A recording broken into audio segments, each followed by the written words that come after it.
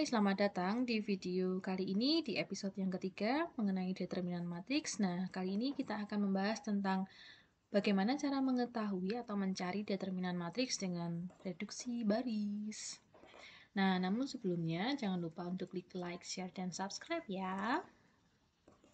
Oke, nah ini kita mengingat sedikit gitu ya teman-teman, ada beberapa episode gitu videonya, yaitu yang pertama tentang episode yang pertama tentang sejarah singkat gitu mengenai kenapa kok determinan matriks 2x2 dan 3x3 itu bisa seperti itu rumusnya. Nah, kemudian untuk episode yang kedua kita sudah belajar tentang ekspansi kofaktor, dan kali ini di episode yang ketiga kita akan belajar tentang reduksi baris yang gak jauh dengan operasi baris elementer.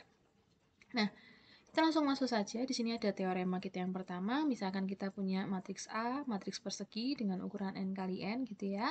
Untuk teorema yang pertama, jika B adalah matriks yang dihasilkan dengan satu baris atau kolom dari A, dengan mengalikan sebuah skalar K, maka determinan B itu sama dengan K kalikan determinan A. Maksudnya bagaimana sih gitu ya? Misalkan kita punya matriks yang di sini gitu ya teman-teman. Ini matriks B-nya. Di mana matriks B ini ternyata dengan matriks A itu ada satu baris, yaitu baris pertama ini memuat faktor K. Berarti nanti kita bisa ubah dia menjadi K kalikan determinan dari matriks A.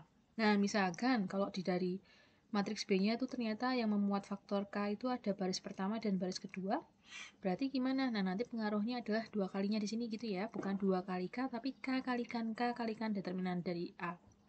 Sehingga bisa disimpulkan nanti jadi K kuadrat dikalikan determinan dari A. Nah, kemudian untuk yang kedua, jika B adalah matriks yang dihasilkan dari dua baris atau dua kolom yang saling ditukarkan, maka determinannya saling negatif.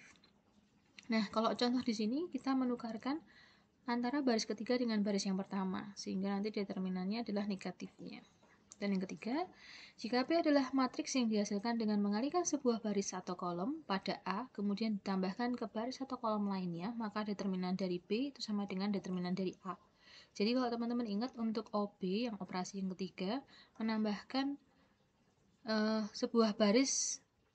menambahkan kelipatan sebuah baris ke baris yang lainnya, itu berarti di determinan itu tidak mengubah sama sekali gitu ya, tidak berpengaruh. Nah, kemudian untuk definisi yang pertama, nah sebelumnya kenapa kok kita belajar tentang matriks elementer? Karena matriks elementer ini ada kaitannya dengan mencari determinan dengan reduksi baris. Nah, jadi apa sih matriks elementer itu? Matriks elementer itu adalah matriks identitas yang diobekkan dengan satu operasi saja. Jadi cuma satu operasi. Nah, contohnya misalkan kita punya ini gitu ya. Matriks yang di sini itu termasuk matriks elementer. Kenapa? Karena kalau kita bayangkan matriks identitas jadi matriks ini itu hanya satu kali operasi, yaitu operasi 4 kalikan baris kedua. Nah, ini matriks elementer yang pertama dengan cara mengalihkan contohnya ya. Kemudian untuk yang matriks yang kedua, ini juga sama, matriks elementer karena hanya sekali operasi baris elementer, yaitu menukarkan baris kedua dengan baris yang ketiga. Nah, kemudian untuk contoh yang terakhir ini adalah dengan menambahkan min 3 baris ketiga di baris pertama. Jadi hanya satu kali operasi OB, itu nanti matriksnya yang berubah ini adalah merupakan matriks elementer. Begitu teman-teman. Nah, kemudian teorema 2 tentang matriks elementer dengan judul kita kali ini, yaitu ketika matriks elementer E dengan ukuran n kali n ini, jika E diperoleh dengan cara mengalihkan sebuah baris dari IN dengan K, maka determinan E itu sama dengan K. Hampir sama dengan teorema 1 yang bagian pertama gitu ya.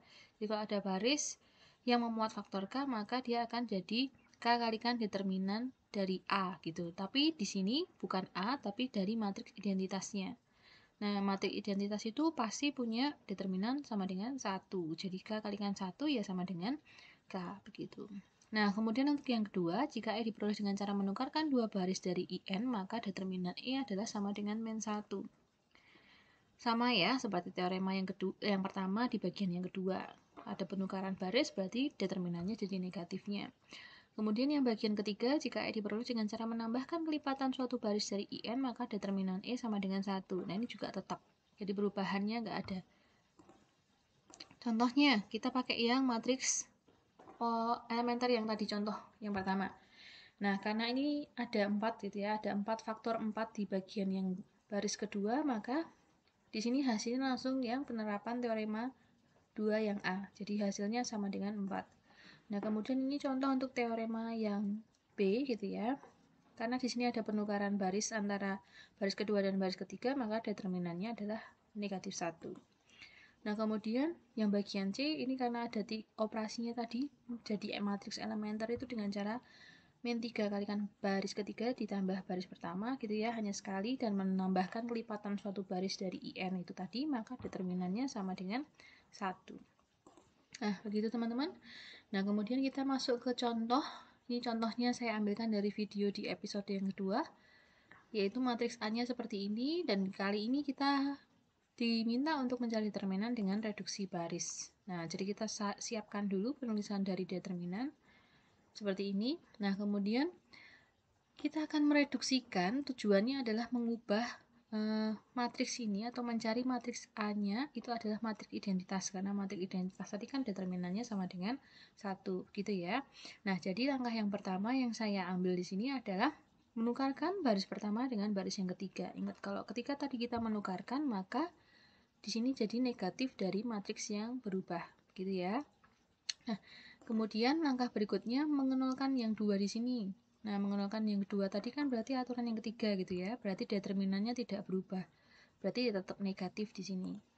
Nah, selanjutnya tukarkan lagi ternyata baris kedua dengan baris yang ketiga di bagian sini. Oh, berarti nanti negatif kalikan negatif hasilnya jadi positif. Nah, selanjutnya di sini min 3 baris kedua ditambah baris ketiga. Tujuannya mau mengenalkan yang di sini ya, teman-teman. Jadi karena tadi operasi yang ketiga, sifat-sifat yang ketiga berarti tidak mengubah sama sekali. Nah, kemudian karena di sini mau dibuat 1, berarti kan memuat faktor 10 pada baris yang ketiga, sehingga kita keluarkan jadi 10 kalikan matriks ini, determinannya ini. Nah, berikutnya ini mengenalkan 2 dan negatif 4, berarti operasinya seperti ini, berarti tidak berpengaruh pada determinan matriksnya.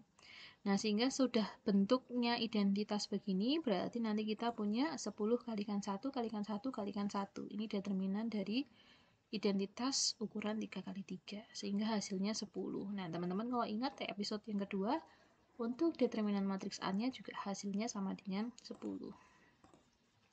Nah, kemudian selanjutnya kita kenalan dulu dengan matriks identitas, matriks diagonal, dan matriks segitiga gitu ya.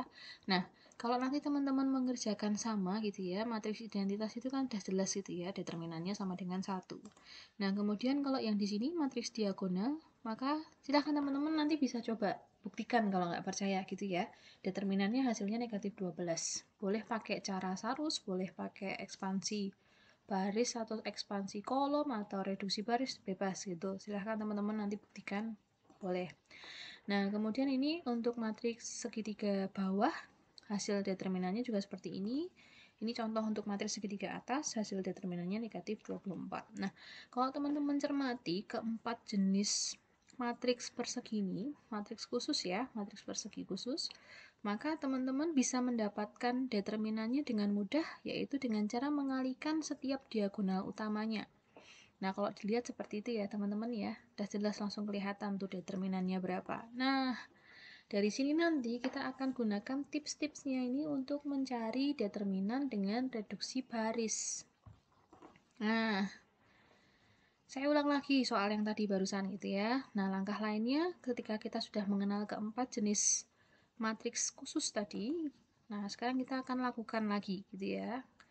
Nah, kalau ini yang pertama, nah kita mau membuat matriks yang paling gampang itu berarti tujuannya nanti akan membuat matriks segitiga atas gitu ya.